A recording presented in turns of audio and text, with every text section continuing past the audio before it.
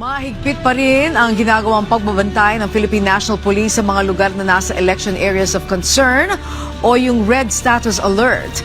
Ito ay kasunod ng nangyaring barilan sa Bangged Abra sa mismong araw ng eleksyon kung saan dalawang individual ang nadamay. Dahil dito mas pinaigting ang police checkpoint sa lugar, nagsasagawa na rin ng backtracking sa mga CCTV ang pulisya sa ikadarakip ng suspect.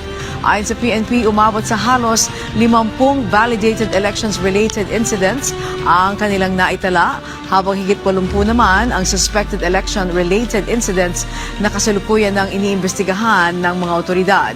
Karamihan dito ay may kaugnayan sa gun ban, vote buying at cyber libel incidents. Pinakamaraming kaso na naiulat na may vote buying o vote selling ay sa Region 7, Region 5 at Region 11. Para sa isang accurate, free at credible election, nilatag po ng Philippine National Police, katuwang po ang COMELEC at AFP, ang kanyang security corporations para po magkaroon tayo at natuloy po ang ating eleksyon na kung saan nakuha naman po natin yung ating general objective po na hindi po tayo na magkakaroon ng no failure or postponement of suspension of elections